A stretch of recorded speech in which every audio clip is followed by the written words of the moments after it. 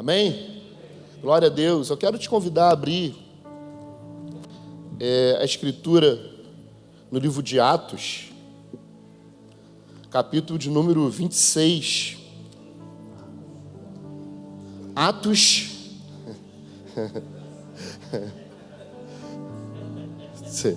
Atos 26, 12.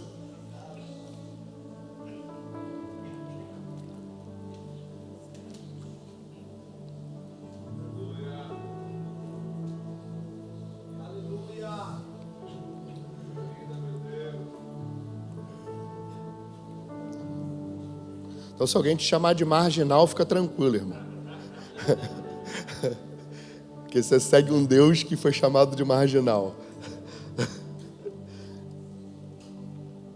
Atos 26, 12. Amém? Diz assim: com isto em mente, parti para Damasco, levando autorização dos principais sacerdotes e por eles comissionado. Ao meio-dia, ó rei, enquanto eu seguia pelo caminho, vi uma luz no céu, mais resplandecente que o sol, que brilhou ao redor de mim e dos que iam comigo. E caindo todos nós por terra, ouvi uma voz que me falava em língua hebraica: Saulo, Saulo, por que você me persegue? É duro para você ficar dando coices contra os aguilhões. Então eu perguntei: Senhor, quem é você? Ao que o Senhor respondeu: eu sou Jesus a quem você persegue. Mas levante-se e fique em pé. Eu apareci a você para constituí-lo ministro e testemunha, tanto das coisas em que você me viu, como daquelas pelas quais ainda lhe aparecerei. Vou livrar você do seu próprio povo e dos gentios, para os quais eu o envio, para abrir os olhos deles e convertê-los das trevas para a luz, e do poder de Satanás para Deus, a fim de que eles recebam remissão dos pecados e herança entre aqueles que são santificados pela fé em mim. Assim, ó rei Agripa, eu não fui desobediente à visão celestial, mas anunciei primeiro de Damasco e em Jerusalém, por toda a Judéia, e também aos gentios que se arrependessem e se convertessem a Deus, praticando obras dignas de arrependimento. Por causa disso, alguns judeus me prenderam quando eu estava no templo e tentaram me matar, mas com a ajuda de Deus permaneço até o dia de hoje, dando testemunho, tanto a pequenos como a grandes, nada dizendo, a não ser aquilo que os profetas e Moisés disseram que ia acontecer, isto é, que o Messias devia padecer, e sendo o primeiro da ressurreição dos mortos, anunciaria a luz ao seu próprio povo e aos gentios. Feche seus olhos. Pai Santo, obrigado pela Tua palavra. A Tua palavra que é lâmpada para os nossos pés, que é luz para os nossos caminhos. A Tua palavra que é viva, eficaz, mais penetrante do que espada alguma de dois gumes, que está apta a discernir os pensamentos e as intenções do coração. A Tua palavra que permanece para sempre no céu, porque a Tua palavra é uma pessoa. E eu te peço que, enquanto nós falamos desse texto, a palavra viva venha tocar o nosso homem interior e produzir vida e transferir vida. Que a Tua unção venha nesse lugar. Nós te pedimos isso, que venha despedaçar qualquer jugo que estiver ainda nesse lugar. Eu te peço isso, Senhor, confiando inteiramente na Sua misericórdia. Amém e amém. Esse texto é o segundo relato que nós temos em Atos dos Apóstolos com relação à conversão, ou que nós chamamos de conversão, de Saul, de Paulo. E esse relato é um relato em que Paulo está se defendendo diante de um imperador romano, o rei Agripa. Paulo está curiosamente na cidade de Cesareia, nessa cidade que foi construída para receber os imperadores romanos, Cesareia de Filipe, a cidade onde Pedro recebe o apostolado por ter tido a revelação de quem Jesus era. É a cidade que agora o apóstolo Paulo está se defendendo de acusações de ter pervertido a lei de Moisés e os profetas, simplesmente porque ele provava por meio dos profetas e por meio da Torá que esse Jesus que Pedro teve a visão de quem ele era o verdadeiro Messias e rei de Israel.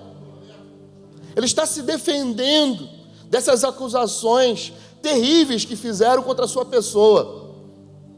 Claro que de uma forma intencional, ele está provocando toda essa situação para chegar até Roma e depois na Espanha, e quem sabe na Grã-Bretanha, mas aqui nesse momento ele está elaborando a sua defesa diante desse rei. E na elaboração da sua defesa, ele diz que ele jamais foi desobediente à visão celestial. E o interessante é que essa visão celestial da qual Paulo está falando, não é aquela visão que você tem quando você tem uma impressão profética com uma pessoa, de uma forma instantânea. Não é aquela visão que você tem quando você fecha os seus olhos e você vê algo no teu espírito. Não é aquela visão que você tem quando você olha para um ambiente e você enxerga algo espiritual. Não é esse tipo de visão que você tem quando você dorme de barriga para cima, né? E você tem um sonho, uma visão. Não é isso. A visão que Paulo tem é uma visão a partir de um encontro com alguém que iria mudar a vida de Paulo de uma vez por todas e para sempre. Então, é uma visão que vai se desenvolvendo no decorrer da sua história, no decorrer do tempo em que ele vive para Deus. É uma visão progressiva. E ele diz para esse rei que jamais ele foi desobediente àquilo que lhe foi mostrado durante muitos e muitos anos. Porque aqui, pelo menos, Paulo já está caminhando com o Cristo há mais de 25 anos. Nesse momento, Paulo já é um homem experimentado. Paulo já é um homem cheio de cicatrizes, cheio de marcas. E ele está convicto daquela visão que ele havia tido há muitos anos atrás. E ele narra essa visão, porque ele está indo de Damasco para Jerusalém com cartas para poder prender aqueles que haviam se convertido ao Messias. Ele está indo cometer um crime diante de Deus, mas um favor para os homens. E naquele momento em que ele está caminhando, a Escritura vai dizer, na narrativa de Paulo, que ele encontra com uma luz. Uma luz brilha e Paulo cai por terra. Na verdade, um adendo aqui, Paulo não cai do cavalo, né, irmão? Não tem cavalo aqui, nem em Atos 9 e nem em Atos 26, não tem cavalo, né? Não sei se... não tem água branca aqui, né? Não tem cavalo não. Ele cai, né? Nesse texto diz que todos caem, as pessoas não veem a luz, mas Paulo vê uma luz. Isso é interessante porque no título, tanto de Atos 9 quanto de Atos 26, vai estar escrito conversão de Paulo. E aí, Paulo vai narrar, antes desse acontecimento, quem ele era. Ele era um homem zeloso, irmãos. Ele era um homem que buscava a Deus. Ele era um homem que se dedicava a cumprir a Torá. Ele era um homem que estava aguardando sim o Messias. Ele era um homem de Deus. Porque quando nós pensamos em conversão de Paulo, nós pensamos de Paulo ter deixado o judaísmo e ter se convertido ao cristianismo. Mas não é isso que acontece. Porque afinal de contas não existia cristianismo ainda. Então, do que Paulo se converteu? Ele saiu de uma religião e foi para outra, porque conversão, na nossa maneira evangélica de pensar, é alguém saindo da Umbanda e entrando para a igreja cristã, é alguém saindo da igreja católica e entrando para uma igreja evangélica. E na verdade, o que acontece em dois relatos que nós temos em Atos dos Apóstolos, não é alguém saindo de uma religião e entrando em outra, é alguém, um judeu, né, de nascença, um judeu legítimo que servia a Deus, mas que se encontra com o Cristo ressurreto. E esse Cristo ressurreto lança uma luz sobre Paulo, e essa luz faz com que Paulo olhe a sua religião, olhe a sociedade, olhe a cultura, olhe o mundo, olhe o cosmos de outra maneira, porque encontrar com Cristo não é sair de uma religião e entrar em outra, não é sair de uma denominação e entrar em outra. Encontrar com Cristo é ter luz no seu entendimento, porque dessa forma nós começamos a olhar todas as coisas de uma forma diferente.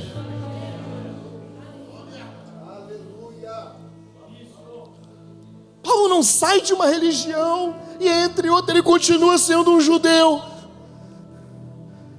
Ele continua sendo alguém que ama a Deus. Só que agora Cristo dá um novo significado para todas as coisas. Ele começa a ver todas as coisas de uma maneira diferente. Isso é incrível, porque ele assume uma nova etapa na sua vida. Ele assume um novo nível de comprometimento com Deus.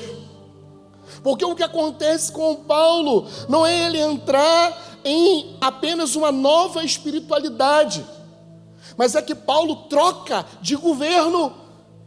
Quando Paulo encontra com o Messias, ele deixa de ser governado pelo tempo, ele deixa de ser governado pelas estações, ele deixa de ser governado pelo sol, e ele passa a ser governado pela luz.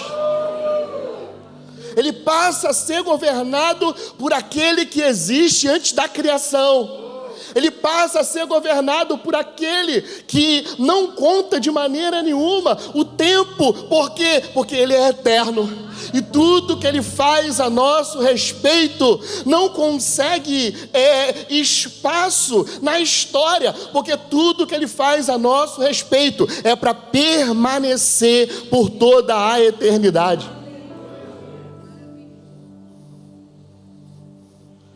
Cristo, para Paulo, passa a ser o novo epicentro da sua vida. Porque para os judeus, a Torá é o centro da vida, é o centro de todas as coisas, é o centro da política, é o centro da religião, é o centro da nação. E essa luz que brilha em Paulo faz com que ele veja todas as coisas a partir de um novo centro, a partir do Messias, a partir de Cristo. Ele vai narrar os seus passos.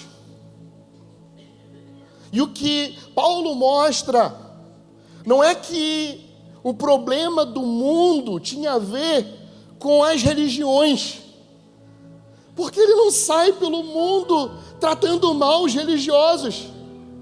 Ele não sai pelo mundo fazendo com que as pessoas não acreditassem nas suas religiões. Não é essa luta que ele está trazendo. Mas, na verdade, o que Paulo tenta trazer para o mundo é um novo tipo de governo. É que o governo do mundo havia perdido a batalha. O império que governava sobre todas as coisas havia sido destituído na cruz do Calvário. Ele está demonstrando para todos aqueles pelos quais ele passava, de sinagoga em sinagoga, de cidade em cidade, que não era importante a luta contra a carne, mas a sua luta era contra principados e potestades que se moviam nas regiões celestiais.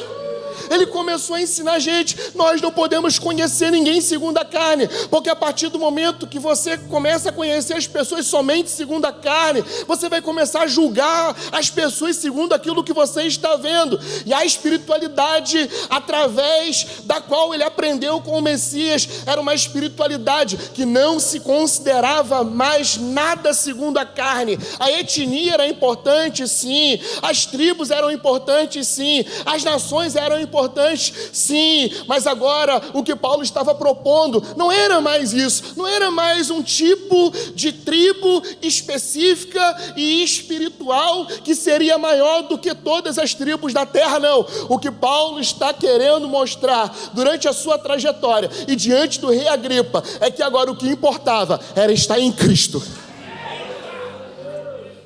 Não é qual denominação eu pertenço, não é qual lugar que eu moro, não é que tipo de família eu nasci, mas é qual tipo de fé que eu tenho.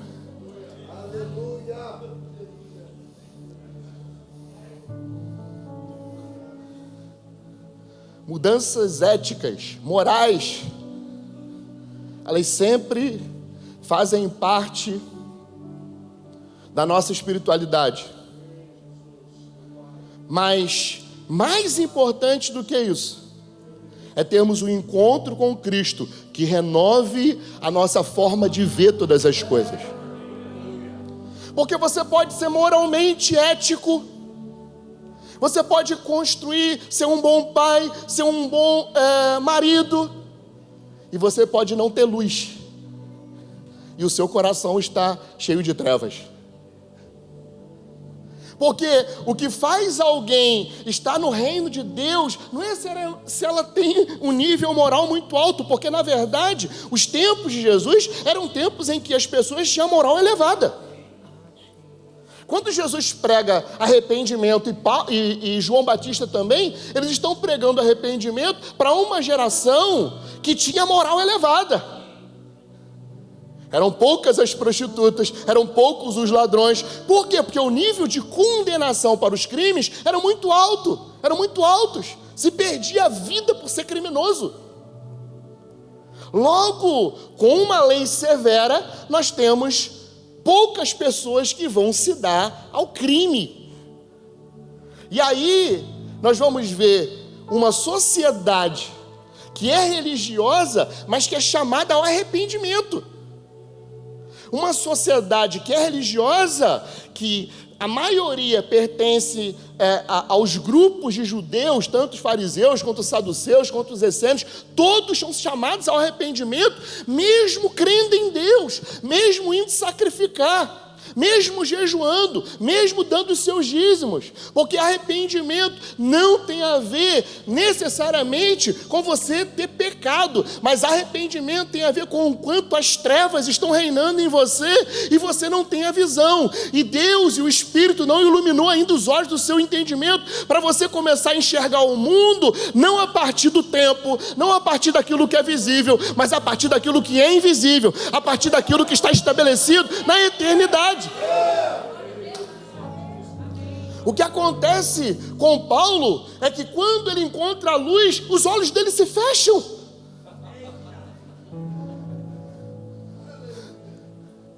E quando Adão encontra as trevas, os olhos dele se abrem.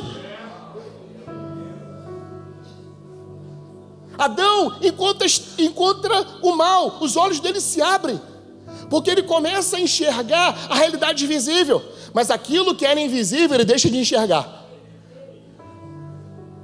Ele tem um batismo de olhos abertos, e agora as trevas estão diante dele. Agora Paulo, um homem religioso, quando ele encontra com o Messias, os seus olhos são fechados, mas a realidade começa a ficar diante dele, a verdadeira realidade. A verdadeira realidade de Deus não é abstrata. A verdadeira realidade de Deus tem a ver com as palavras.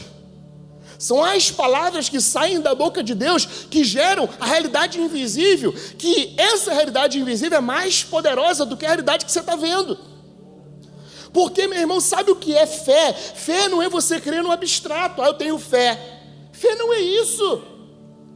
O pai da fé, quando Deus se revela a ele, esse homem chamado Abraão, Deus se revelou a ele, não aparecendo e dizendo assim: ei, estou aqui, Abraão, olha para mim. Não, Deus disse assim: ei, Abraão, eu vou fazer uma aliança com você.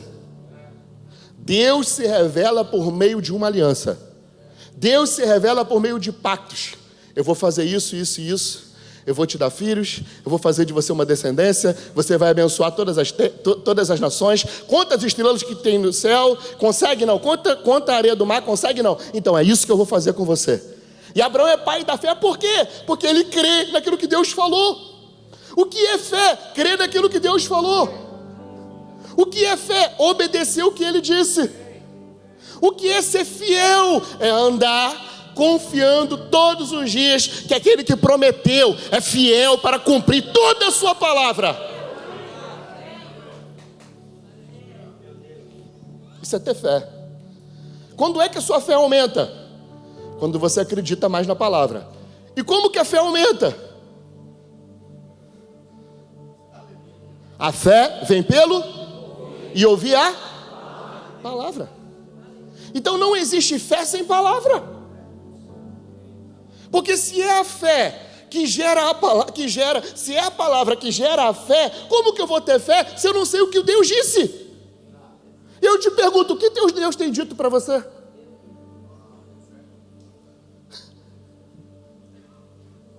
O que Ele tem nos dito? Nós temos abraçado o que Ele disse nesses dias.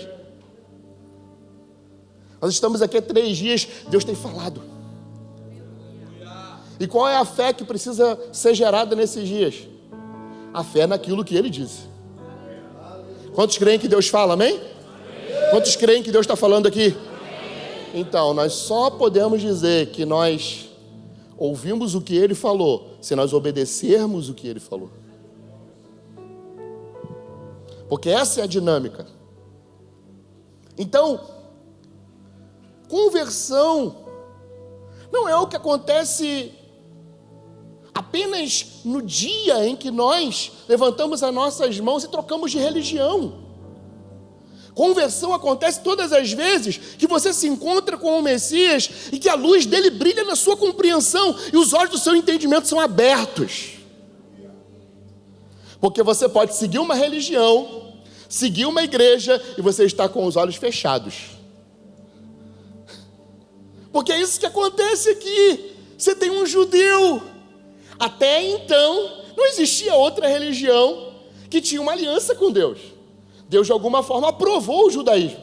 Era dessa forma que Deus construía a sua família da terra, por meio do judaísmo, seja ele de qual expressão. Então você tem alguém que, em tese, já é salvo, que, em tese, já está no reino de Deus, que, em tese, já agrada a Deus, tendo um encontro com o Messias, isso fazendo com que ele reinterprete toda a vida. Então, essa luz precisa nos governar. Não apenas no dia que nós nos convertemos, mas todas as vezes que nós compreendermos que nós nos tornamos sujeitos ao governo do mundo. Porque o mundo, sabe como é que ele trabalha? Com trevas. 2 Coríntios 4:4 diz que o Deus desse século cegou o entendimento das pessoas para não crerem na glória do Evangelho. Porque a glória do Evangelho fala de luz. Mas o Deus desse século, ele trabalha com cegueira. Ele trabalha com falta de compreensão. E é muito fácil nós entrarmos em ativismos religiosos, nós funcionarmos dentro da nossa religião num tipo automático e não conseguirmos contemplar o Messias. Porque existem as estações da terra às quais nós estamos sujeitos. Ao verão, ao inverno, à primavera, ao outono, nós estamos sujeitos. E também existem as estações de Deus. Só que as estações de Deus só conseguem compreender aqueles que têm luz no seu entendimento. Porque Deus pode estar fazendo algo e nós estarmos na igreja não vivenciando aquilo que Ele está fazendo. Eu não sei se você teve essa experiência, mas Quando você encontra com alguém que tem uma palavra, quando você encontrou, por exemplo, com o apóstolo Luiz Hermínio, e você ouviu aquela palavra, você pensou assim: meu Deus, aonde eu estava que eu nunca tinha ouvido isso? Eu não sei se você já teve essa experiência, aonde eu estava no mundo, que eu nunca ouvi uma palavra dessa. E às vezes existem palavras que a gente, meu Deus, não estou entendendo nada do que ele está falando. O que eu estava ouvindo, onde eu estava? E eu ouço isso muitas e muitas vezes pelos lugares que eu passo. Onde eu estava, o que eu fiz com os 10 anos de ministério, o que eu fiz com os 20 anos. Meu Deus, parece que eu estava em outra religião. E na verdade nós estávamos mesmo.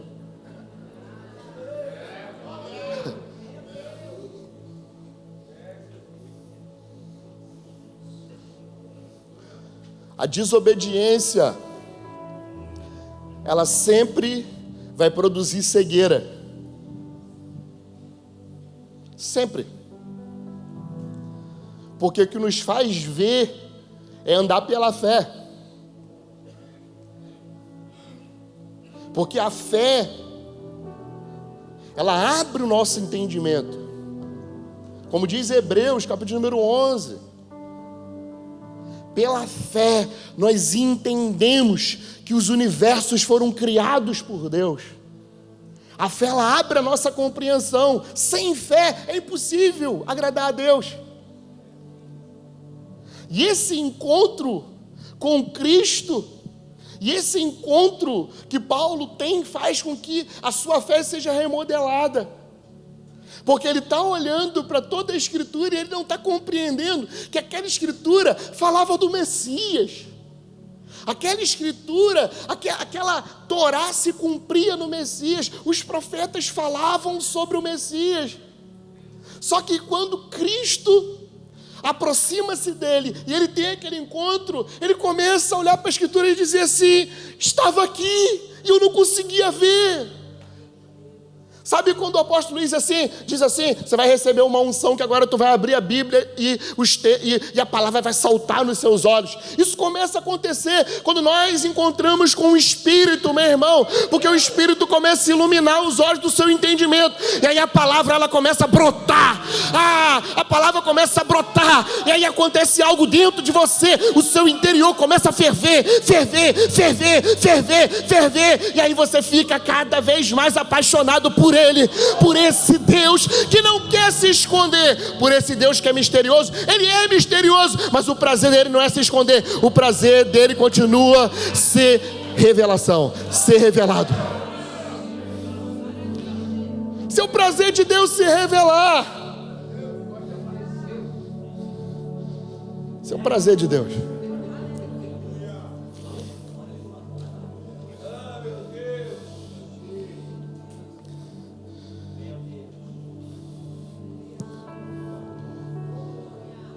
Esse encontro faz ele olhar para aquela religião.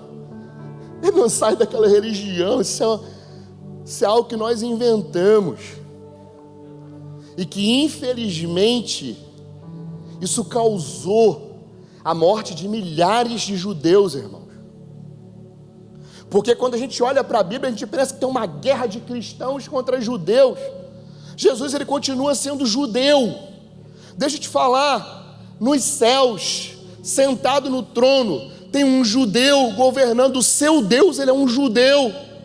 Porque o Deus Pai de todas as coisas, ele enviou o seu Filho, e o seu Filho nasce a partir de um ventre de uma judia.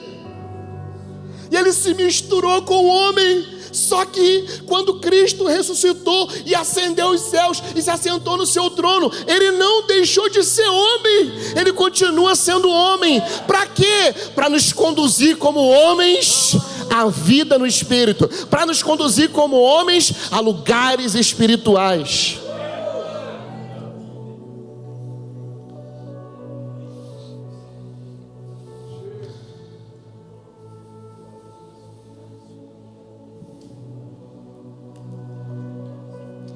O invisível passa a ser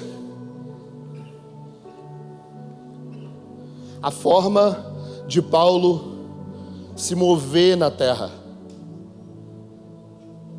A revelação do Messias passa a ser para ele a motivação pela qual ele fazia todas as coisas, pela qual ele pregava em todas as nações, pela qual ele formulava coisas que ele formula, passou a ser essa luz, algo pontual na vida de Paulo, que fez com que toda a sua vida, toda a sua jornada fosse diferente.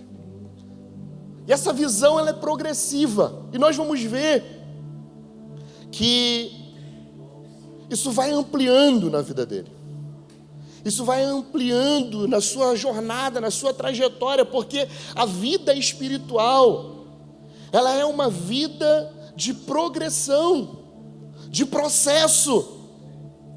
Deus não quer que você saia daqui pensando que você já tem tudo aquilo que você precisa para fazer tudo aquilo que você deseja fazer. Não. O que Deus quer é iluminar os olhos do nosso entendimento para que a gente veja. E a partir daí a gente se submeta a Ele e diga: Senhor, amplia aquilo que eu comecei a ver agora. Amplia aquilo que eu estou enxergando. Amplia a realidade na qual eu já estou inserido. Porque eu desejo fazer toda a sua vontade. Paulo era um judeu apocalíptico. Ele era um homem de encontros místicos. Obrigado. E eu penso que como carismáticos, como gente que lê a Bíblia a partir do Espírito Santo, nós não podemos abandonar essas ênfases. Nós não podemos deixar de pregar sobre o batismo com o Espírito Santo. Nós não podemos deixar de pregar sobre a unção de Deus.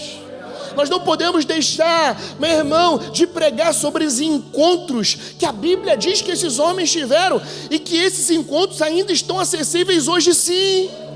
Nós não podemos deixar, meu irmão, com que o racionalismo desses dias venha fazer com que nós tenhamos uma vida espiritual chata, porque a vida desses homens não eram chatas, não, porque eles diziam assim: olha, eu fui no terceiro céu.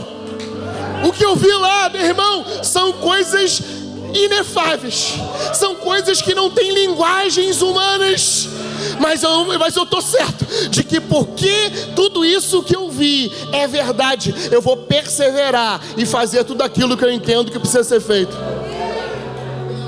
Não é que nós precisamos falar aquilo que nós vimos, nós só precisamos ser obedientes à visão celestial até o fim, por causa daquilo que nós vimos.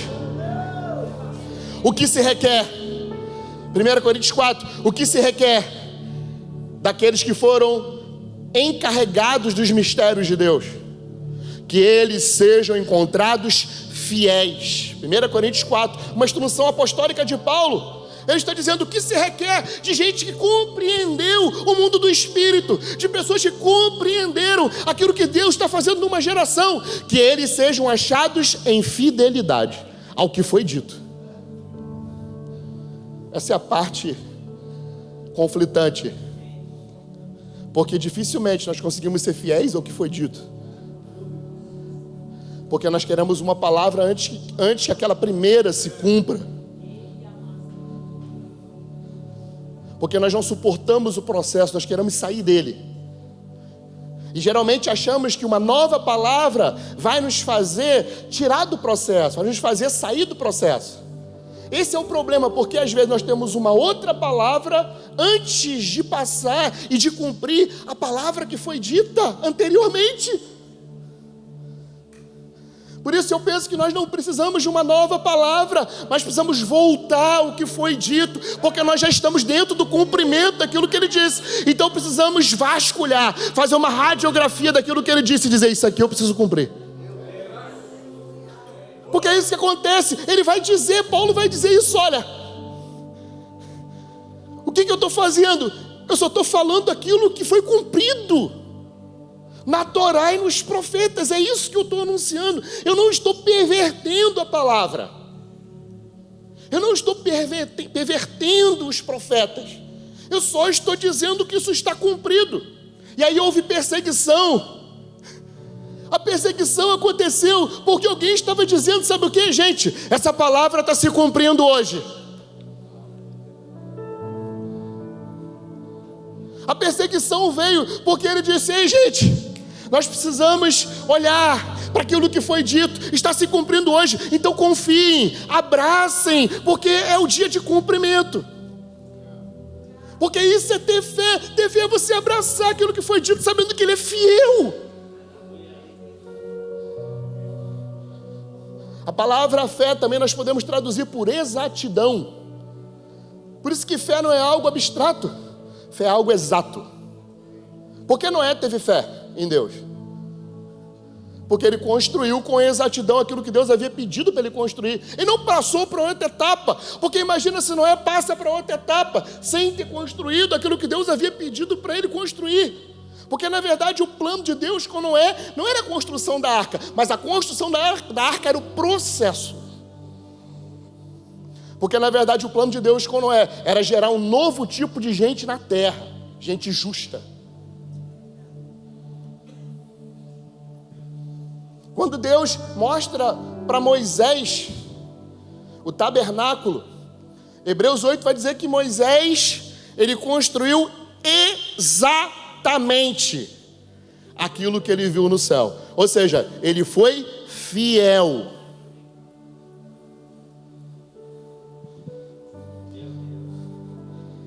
Deus está mais para físico e matemático do que para humanas, irmão.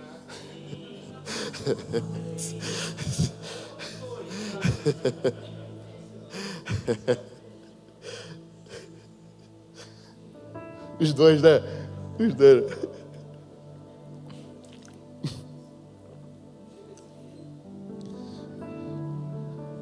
Essa visão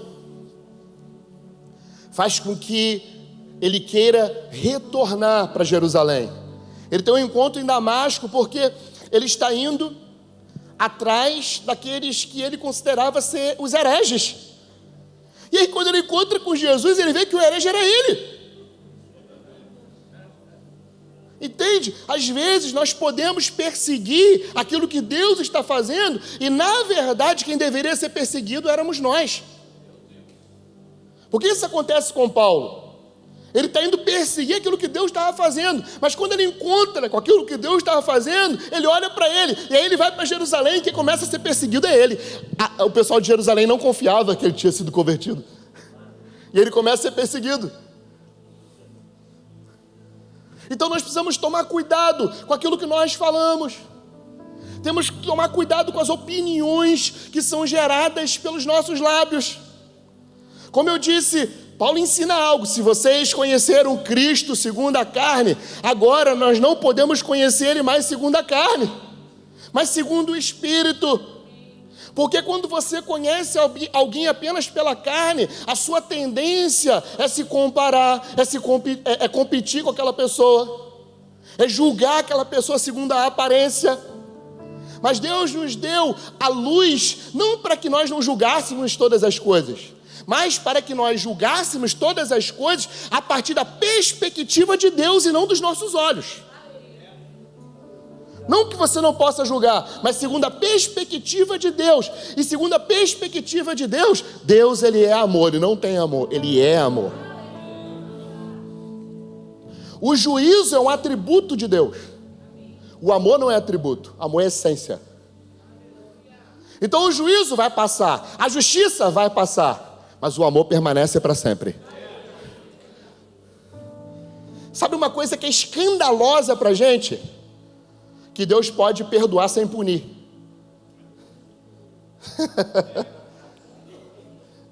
Isso é escandaloso. Porque Deus ele pode perdoar sem punir. E dificilmente isso entra na nossa mente. Porque nós sempre queremos punir os culpados. Só que, meu irmão, o Deus judeu, ele continua perdoando sem precisar punir. E isso é escândalo. e se chama a graça. A graça de Deus sempre vai ser incongruente, ela sempre vai ser maior do que a nossa capacidade de corresponder a ela. Não que Ele não exija nada em troca, Ele exige sim. Ele exige que você corresponda. Ele exige que você diga sim. A vontade de Deus é trabalhar em sinergia conosco. Por quê? Porque esse plano de Deus aqui na terra, a missão apostólica de Deus na terra, tem a ver com a tradução do propósito eterno no tempo e espaço. E para isso Ele nos escolheu, para sermos agentes dessa transformação, de trazer o futuro, o mundo de Deus, para a nossa realidade. Então Ele espera que você diga sim. Ah, Senhor, sim, eu quero trabalhar na sua missão, eu quero avançar com o seu plano na história. E trabalhar na missão de Deus não tem a ver, meu irmão, necessariamente com fazer da igreja bonitinha, com fazer coisas que é do dia a dia na igreja. Tem a ver com nós compreendermos o que Deus está fazendo no tempo e espaço, e nós dizermos assim: eis-nos aqui, eu tenho que sair da igreja local, eu vou sair, eu tenho que voltar para a igreja local, eu vou voltar, mas eu só quero estar no centro da sua vontade, alinhado com o meu destino.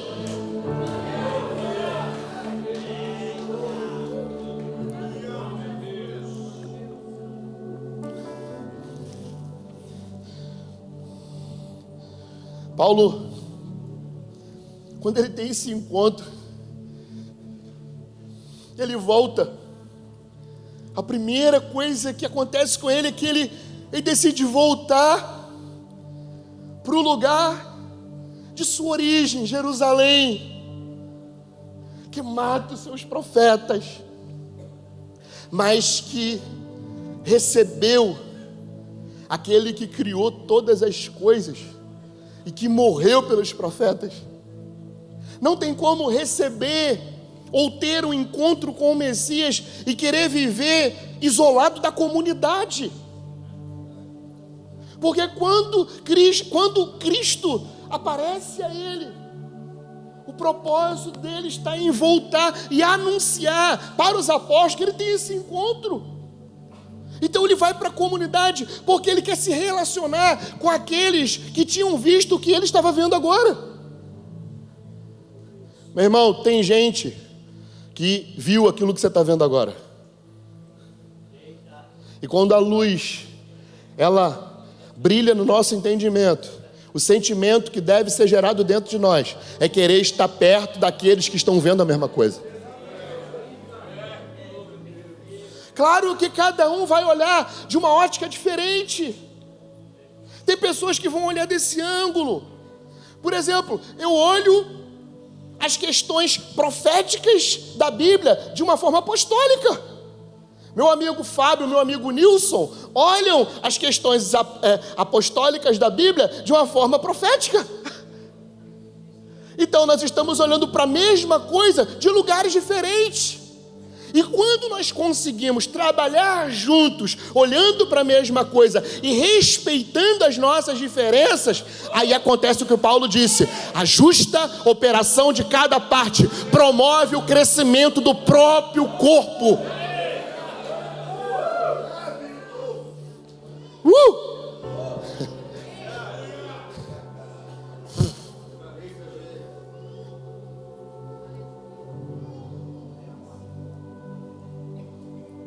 Ele volta para a comunidade, mas agora a comunidade está desconfiada,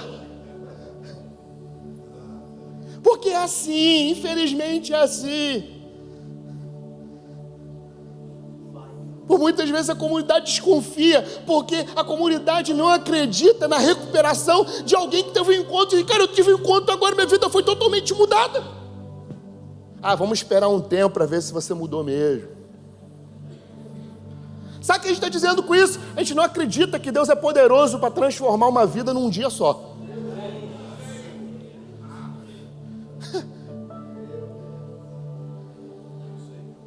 Deus mudou a minha vida em um dia, irmãos. Eu nunca tinha conhecido igreja evangélica. Só queria fumar maconha, cheirar cocaína e surfar.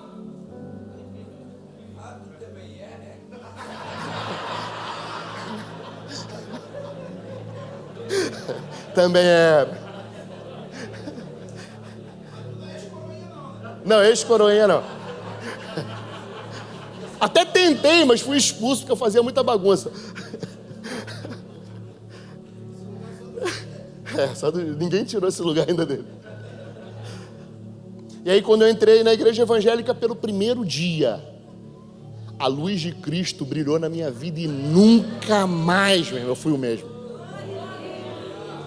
Eu lembro que o incircunciso disse para mim assim: ei, esse negócio seu aí, você está muito quente, está muito blá blá blá, falando em língua toda hora, profetizando. Rapaz, vai chegar uma hora que isso vai acabar. Olha aí, eu sou um presbítero da igreja. Aí eu falei: meu irmão, se envelhecer e amadurecer isso daí, eu quero continuar menino do jeito que eu sou. E da última vez que eu vi esse camarada, ele estava num bar, tomando velho barreiro, ele morreu de cirrose. E eu estou aqui, no primeiro amor, queimando por Cristo e amando Cristo igual os primeiros dias. Eu sou dessa geração, meu irmão, que vai chegar como Caleb na partilha da terra. Vão dizer assim: ei, tem um lugar ali, ó, um lugar top, é o lugar mais alto. Você quer? Quero. Mas só tem uma coisa: em Canaã tem lugar mais alto, mas os lugares mais altos tem desafios maiores. Tá cheio de gigantes, tu pega? Aí Caleb diz assim: ei, Josué, eu com a idade de 80 anos, eu tenho a mesma força de quando eu tinha 40. Pode mandar para os meus peitos esse desafio aí. Sabe por quê? Sabe por quê? Porque qual era a palavra geracional que estava sobre eles? Ei, Josué, não vai ser como Moisés, mas da mesma forma como eu fui com Moisés, eu vou ser com você. Apenas seja forte e corajoso. Para pisar na terra tem que ser brabo. Para pisar na terra tem que ser macho. Tem que ter coragem, meu irmão. Senão não pisa na terra, não. Exalte a Ele, exalte a Ele, exalte a Ele, exalte a Ele. Toca nos meus olhos, faz as escamas caírem. Ablacala sobre a nave, a faia. No clevência, récio, no clevência, na abre a cai. Tem compaixão de mim. Vem, Senhor, mais uma vez. Começa a nos arrebatar mais uma vez. Começa a nos levar de novo a ter visões celestiais. Levanta mais uma vez os profetas. Sopra sobre a face dos profetas. Tem compaixão de mim. Riosatro que sapa tu somerequeita sai. Meus olhos, ablacala choro como aquela sua naradara. Pois eu quero te ver.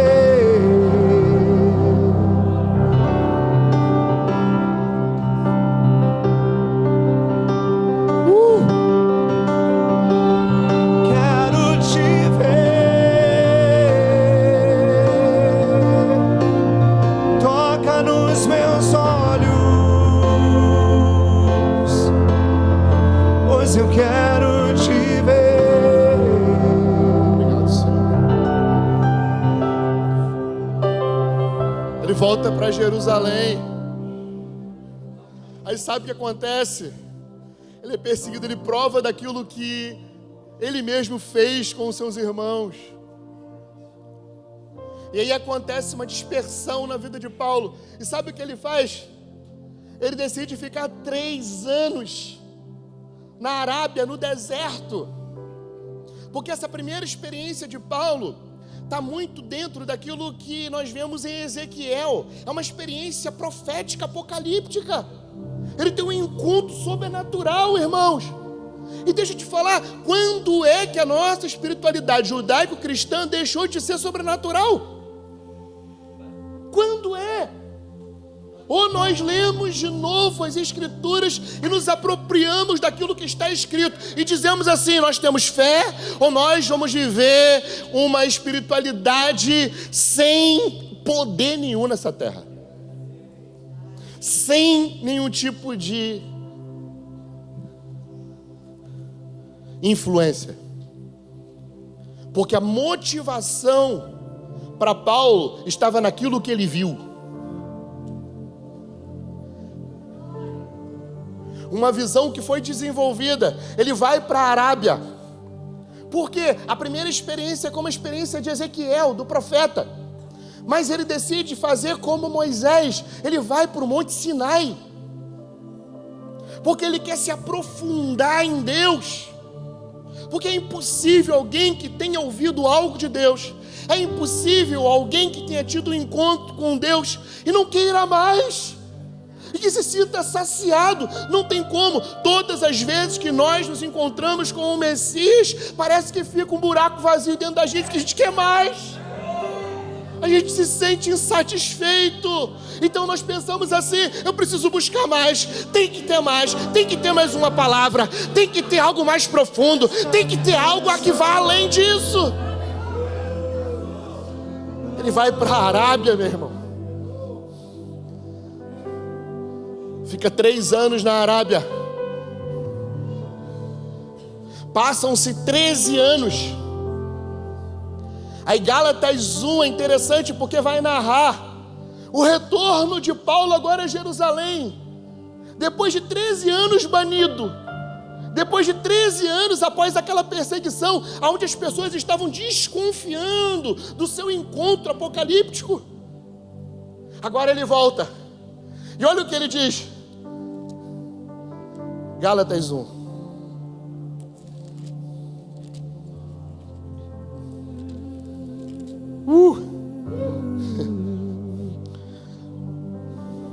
Mas quando, versículo 15, mas quando Deus me separou antes de eu nascer e me chamar pela sua graça, achou por bem revelar seu Filho em mim, para que eu o pregasse entre os gentios. Não fui imediatamente consultar outras pessoas, nem fui em Jerusalém para me encontrar com os que já eram apóstolos antes de mim, mas antes fui para as regiões da Arábia.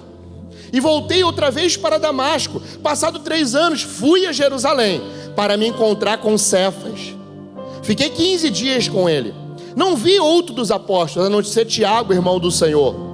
Ora, a respeito daquilo que estou escrevendo a vocês, afirmo diante de Deus que não estou mentindo. Depois fui para as regiões da Síria, da Cilícia, e eu não era reconhecido pessoalmente pelos cristãos da Judéia, daqueles que estão em Cristo. Ouviam somente dizer: aqueles que antes nos perseguia, agora prega a fé que no passado procurava destruir, e glorificavam a Deus a meu respeito. 14 anos depois, fui outra vez a Jerusalém com Barnabé, levando também Tito. Fui em obediência a uma revelação. E lhes apresentei o evangelho que prego aos gentios, mas fiz isso em particular àqueles que pareciam de maior influência, para não ter corrido em vão. Mas nem mesmo Tito, que estava comigo sendo grego, foi obrigado a submeter-se à circuncisão. Isso surgiu por causa dos falsos irmãos que haviam se infiltrado para espreitar a liberdade que temos em Cristo Jesus e nos reduzir à escravidão. A esses não nos submetemos por um instante sequer, para que a verdade do evangelho permanecesse entre vocês. E quanto àqueles que pareciam ser alguma coisa, o que eles foram no passado não me interessa. Deus não aceita a aparência do homem. Esses, digo, que pareciam ser de maior influência, nada me acrescentaram.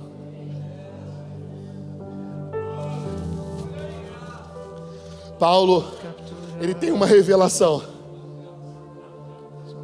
E ele vai até Jerusalém, procurando aqueles que de alguma forma fossem influentes, para que ele pudesse contar acerca daquilo que ele via, daquilo que ele havia visto. E quando ele chega lá, aquelas pessoas que pareciam ser influentes, nada o acrescentaram. Por quê? Porque a linguagem era diferente, porque eles não estavam preparados para receber aquilo que ele havia visto. Aqueles que pareciam ser influentes nada conseguiram acrescentar. A revelação de Deus, é claro, ela sempre vai ser superior à nossa capacidade de transmiti-la, sempre. Às vezes eu vejo alguém tentando falar sobre uma realidade, eu consigo fazer a leitura no espírito daquela pessoa sobre aquilo que ela quer falar, mas ela não consegue achar um texto sobre a revelação que está dentro dela, e às vezes fica truncado, às vezes as pessoas não conseguem compreender, mas, meu irmão, aquele que está no espírito consegue enxergar e consegue pegar e arrancar de dentro daquela pessoa aquela revelação, porque sabe que no espírito ela está tentando comunicar algo no mundo de Deus, está tentando comunicar algo de Deus, mas talvez ela ainda não tenha a linguagem apropriada.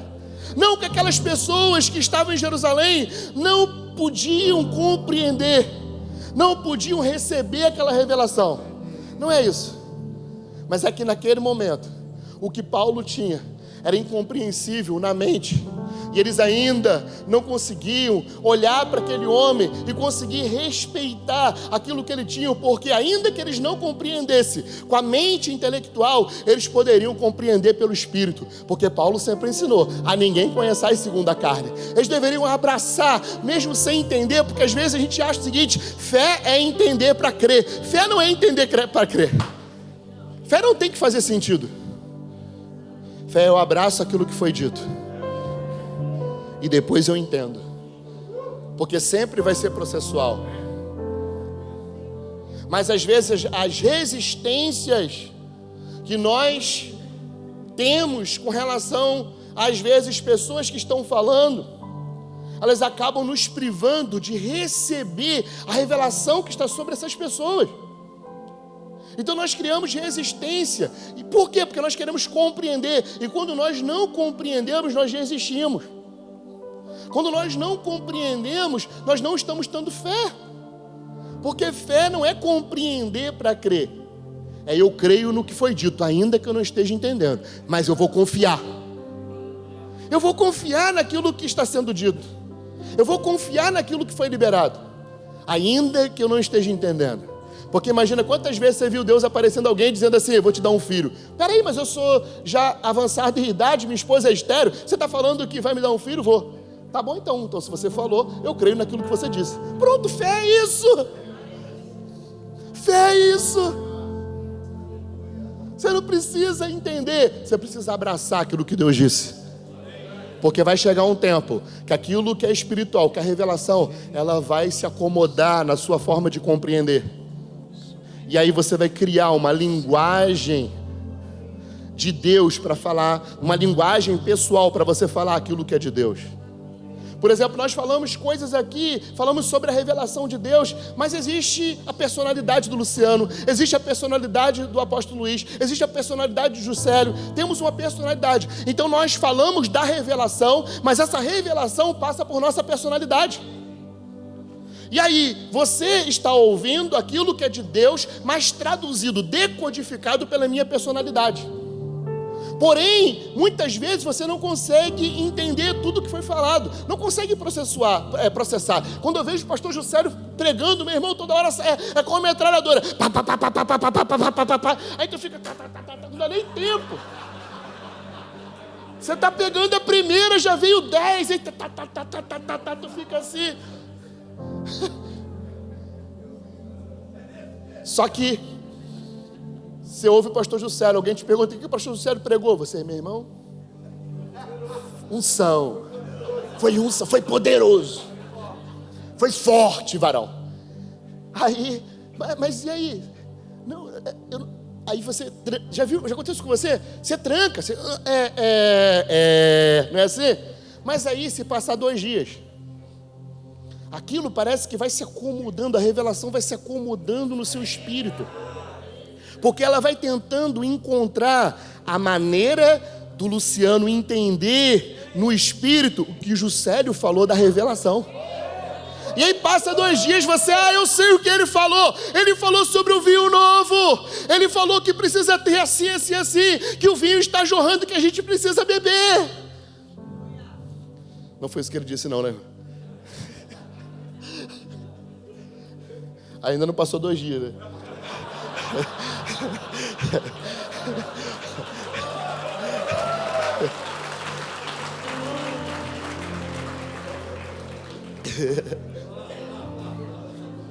Mas esse é o processo. Por isso que espiritualidade precisa casar com paciência. Não tem como construir espiritualidade instantânea, fast food. A revelação é processual. Acompanha Paulo, porque nós não temos tempo de falar, mas você vai ver, ele vai dizer sobre o mistério de Deus. E é por causa do mistério de Deus que Paulo vai até os confins da terra, irmão. Paulo não vai para lá porque ele quer ganhar almas para Jesus, não. Paulo vai até os confins da terra porque ele entende o mistério de Deus. Deus está formando um corpo.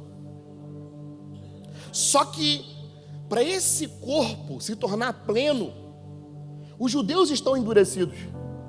Os gentios estão entrando na aliança por meio da fé. Mas tem algo que precisa acontecer para que os judeus se voltem para o Messias.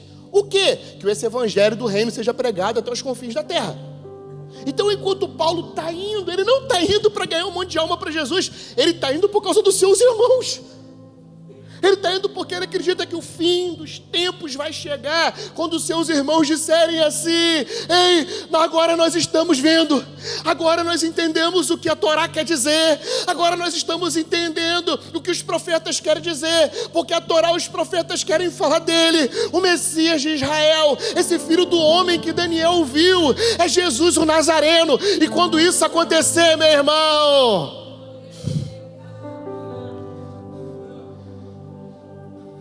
nós vamos ver o novo mundo de Deus tragar o nosso mundo. Então a visão espiritual que é desenvolvida na trajetória de Paulo promove um tipo de motivação intencional para provocar Israel por meio da pregação aos gentios. Então, à medida que os gentios fossem chegando e compondo o reino de Deus, aquilo de alguma forma iria provocar a entrada também desses judeus endurecidos dentro do reino de Deus. Então ele não está indo porque é maravilhoso ganhar almas, não, é porque ele tem um propósito definido. Sabe o que falta na gente? Um propósito definido. Entender que existe algo que é maior do que construirmos uma denominação. Que existe algo que é maior do que promovermos um ministério. Que existe algo maior do que aquilo que fazemos. Nós só fazemos aquilo que fazemos porque existe uma realidade que está além da nossa. Então, compreender e cooperar com Ele por meio das coisas que fazemos precisa ser intencional. Nós não podemos viver a nossa vida de uma forma aleatória. Nós precisamos entender que Deus, Ele tem um plano, e esse plano está sendo estabelecido no tempo e espaço por meio da igreja, que é a coluna e baluarte da verdade. Então, se eu não contribuir, se eu não dar em sinergia com aquilo que Ele deseja fazer, meu irmão, eu não vou ver na minha geração aquilo que Ele deseja. Que não passe de nós o seu Espírito. E que não seja preciso que se levante uma outra geração que vá avante, que cumpra os propósitos de Deus. Que não seja preciso que isso aconteça, mas que eu e você correspondamos nesses dias. Porque tudo que Deus quer fazer na terra, Ele não vai fazer com um anjo. Ele vai fazer com o Natan. Ele vai fazer com o Lapa. Tudo que Deus quer fazer na terra, Ele vai fazer com o homem.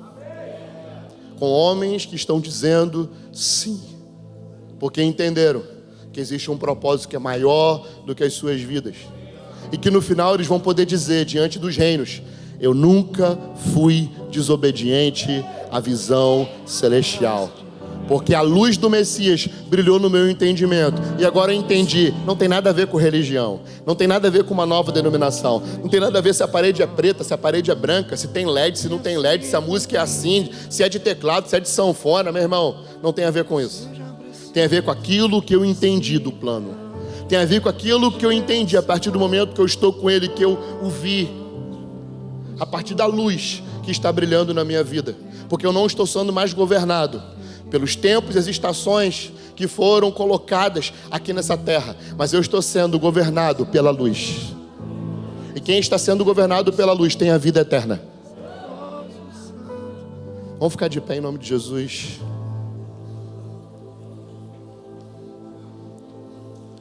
Andar na luz é trocar de governo. Que não passe de nós o teu Espírito, que tudo que foi dito a nós venha se cumprir, e não seja preciso que se levante outra geração que vá avante, venha sobre nós e realize o teu querer. Que não seja preciso que se levante outra geração que vá avante, venha sobre nós e realize o teu querer. Geração de adoradores, queremos ser sacerdócio santo para te oferecer o perfeito louvor em nossas vidas, fluir o teu querer. Geração de adoradores, queremos ser sacerdócio santo para te oferecer o perfeito louvor em nossas vidas, fluir no teu querer. Pai, nós cansamos da religião. Nós declaramos sobre essa geração onde os evangélicos crescem, mas não têm influência, que a sua luz venha brilhar, porque você não precisa de todos, porque você não trabalha com todos. Você continua trabalhando com gente específica, com gente que teve um encontro com Yeshua, o Messias, que tiveram os olhos do seu entendimento iluminados, que agora são homens que ardem, mas que também iluminam. Nós não somos luz do mundo apenas por conta do nosso caráter, mas porque nós fomos chamados para dar direção às gerações, a mostrar o caminho.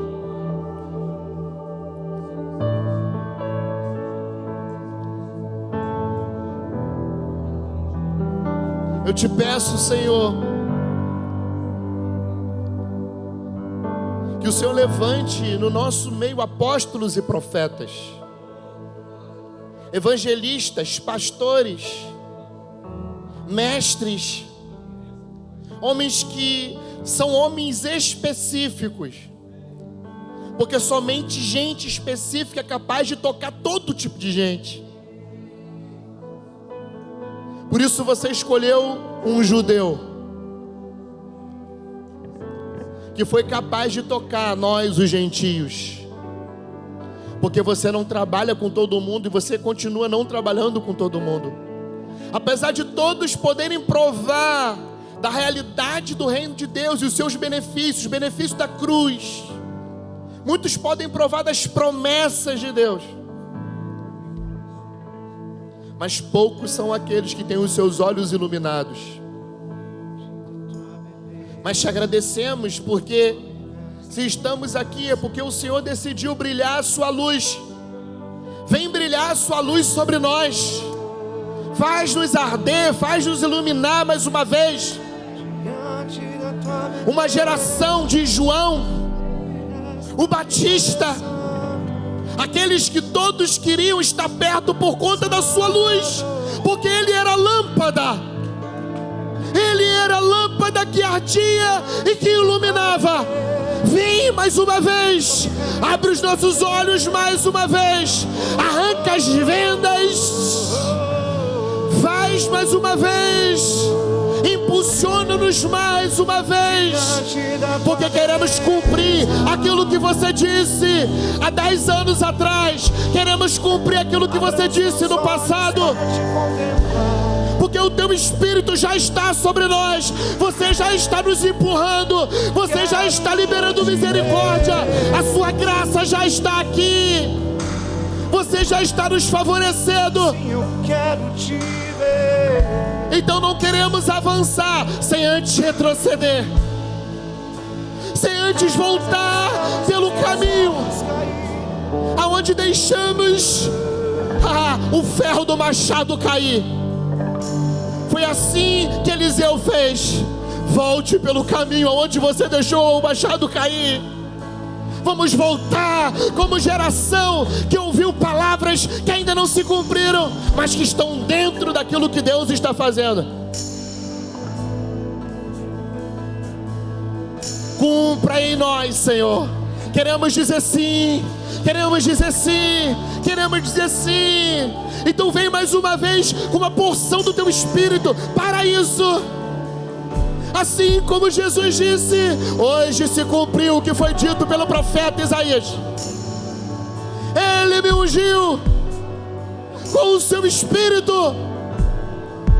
Vem mais uma vez nos ungir com o teu Espírito para cumprirmos as suas tarefas, para que possamos descodificar o mistério de Deus para essa humanidade caída e dizer: o Messias está reinando, o Messias judeu está reinando. Não adiantou acabar com os primogênitos, não adiantou tentar matá-lo de fome, não adiantou a perseguição, não adiantou crucificá-lo, não adiantou a centena de morte, porque ele continua vivo, está andando pelos castiçais de ouro, ele continua conferindo aquilo que a igreja está envolvida, ele continua vivo. Uma ferida de fome por ti, fere meu coração, uma ferida de sede por ti. Ensina-me a clamar, a suplicar, Até que o Senhor venha. Vem, acaba conosco, acaba com a nossa vida mais uma vez, fere-nos mais uma vez, até que não sobre nada de nós mesmos. fere meu coração. Ensina-me a clamar e a suplicar. Declaramos: Até que o Senhor venha. Fere meu coração, uma ferida de fome por ti. Fere meu coração, uma ferida de sede por ti. Ensina-me a clamar e a suplicar, até que o Senhor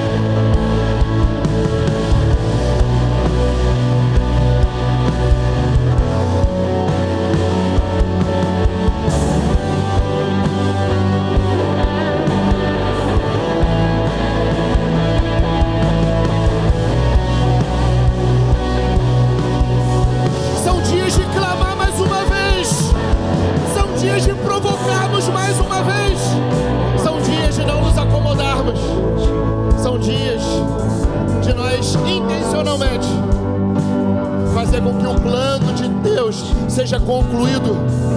Porque por muitas vezes nós dizemos assim: vem Jesus, mas na verdade a gente ainda quer fazer alguma coisa aqui. A gente ainda quer prosperar, a gente ainda quer ganhar mais membros para a igreja, a gente ainda quer realizar novos casamentos. Não, meu irmão, isso é sério, porque senão não é a verdade do seu coração. Nós podemos dizer Maranata, se o nosso coração estiver em concordância com aquilo que a palavra diz acerca disso. Eu lembro de uma canção que dizia o seguinte, do Toque no Altar: eu estou disposto a morrer por ti. E aí um monte de gente no louvor cantava: eu estou disposto a morrer por ti. Por isso que o Espírito vem quando Ele consegue conectar a verdade que está fluindo de dentro de nós com aquilo que a palavra diz. Quando essas verdades se encontram, aquilo que está fluindo dentro de mim com aquilo que Ele disse, meu irmão, não tem como. Não tem como não acontecer algo. Porque nós sempre estamos esperando algo acontecer, quando na verdade Deus está nos chamando para sermos aqueles que vão fazer as coisas acontecerem. Porque o reino dos céus continua sendo tomado por esforço. Somente aqueles que se esforçam se apoderam dele. Então, não vai ter facilidade. Vai ser por meio do seu sim. Vai ser por meio de você abrir mão de certas coisas na sua vida, para que realmente a realidade desse reino venha. Porque não adianta clamar: vem o reino, não vem, vem o reino, não vem, vem Deus, não vem. Se o nosso coração não tiver batizado no que Ele disse, não vem. Não vem. Agora eu creio que se você está aqui, se nós estamos aqui, é porque Ele separou pessoas específicas para isso. Para nós vermos coisas grandes acontecendo nessa nação. Para nós naturalmente vivermos o sobrenatural. Para que a gente volte a ter encontros com o Messias. Jacó, quando ele vai dormir em meio à perseguição, o céu se abre, ele vê uma escada e ele diz: meu Deus, esse lugar é terrível. Porque a realidade do céu está aberta diante dele. E ele vê os céus abertos tocando a terra. E ele diz o seguinte: esse lugar não é outro lugar senão Betel. Aquele lugar se chamava Luz. E a partir daquilo que Jacó viu, aquele lugar foi renomeado por aquela visão. Não foi Deus que disse assim: ó, chama esse lugar de Betel. Não foi Deus, foi a partir da experiência que ele teve com o Eterno, que ele renomeou o lugar que ele estava. E a gente continua dizendo assim: cidade maldita, nessa cidade não tem emprego, essa cidade está cheia de homicídio, essa cidade está cheia de gente que faz isso e aquilo, quando na verdade isso revela que nós não estamos vendo o que está acontecendo aonde nós estamos. Igreja não é ajuntamento de pessoas, mas é o que nós estamos vendo e o que isso está provocando em nós. O que isso está provocando em nós. Aí nós podemos dizer: eu sou igreja. Por quê? Porque esse lugar é terrível. Porque os céus estão tocando a terra. E quando o céu toca a terra muda de luz para a casa de Deus. Betel, a casa de Deus.